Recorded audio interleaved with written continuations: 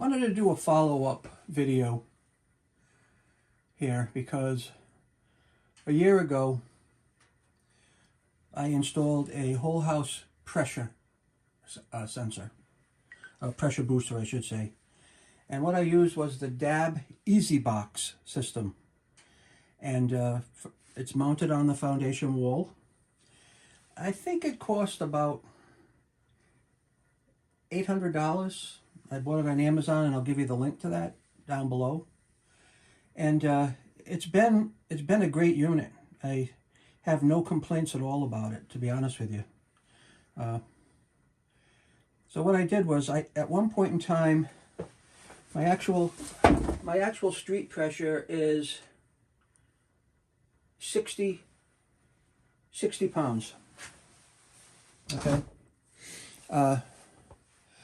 Now that powers my sprinkler system just fine, but I was getting some lousy coverage, and I wanted to boost things up a bit. So no, actually my street pressure is 42 pounds.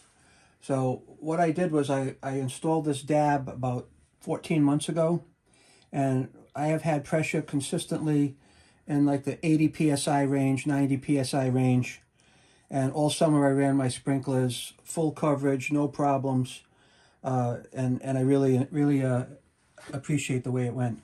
There was only one problem that I had with this system, okay, when I put it in, and this and this were leaking, okay, and this is the input to the system, and this is the output from the system. All right. So what happened was I contacted DAB, and they suggested that I redo these with more dope and tape, and I did on the factory connection, which is this one. But on this connection here, I actually went out and bought a nipple and another union. This is a union as well. I bought a nipple and another union, and that stopped both leaks for me, and it's been absolutely problem-free ever since, okay? Wonderful unit, quiet, efficient.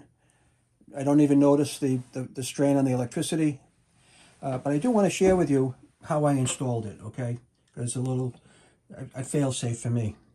So what I did was I came up on my main, this is my main line from the water meter. And then I put a T in, and then I came up and into the DAB, okay?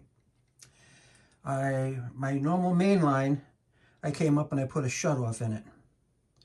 Then above the shutoff, I put in another T that runs over to the output from the booster pump, okay? So basically, this stays shut off right here. The shut off in the main line, that stays shut off. And the water comes this way, goes in, comes out, feeds the house, okay?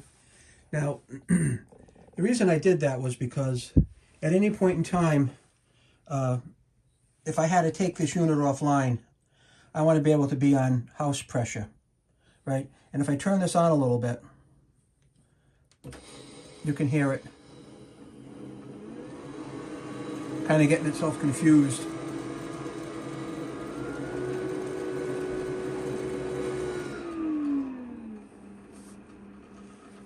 Okay.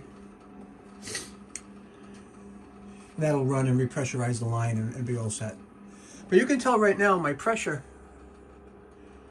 is about 86 psi coming out.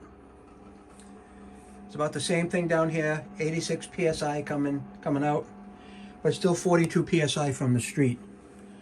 So just wanted to share this with you.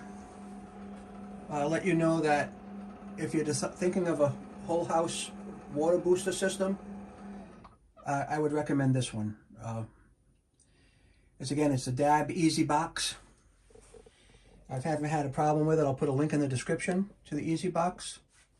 And the funny thing about this is that I live in Rhode Island, and I ordered this on Amazon, and it came in, and when I got it, the company that shipped it to me was from Rhode Island, and I was like, wow, that's pretty cool. That means if I have a problem with this, I can always bring it down to them. They're probably a half an hour away from me. Get it replaced or repaired, And then in the meantime, I have this. I can always shut those two things off, put this valve on, and I'm back on house pressure. No impact at all, no leaking, no anything. Been about 14 or 15 months since I put this in. Highly recommend. Big thumbs up to the people at DAB. So that's it. So if you're looking for a water pressure booster for your house, got low pressure, got problems, this is the unit you might want to think about getting. All right, thanks for watching. If you can, like and subscribe as usual. Bye-bye now.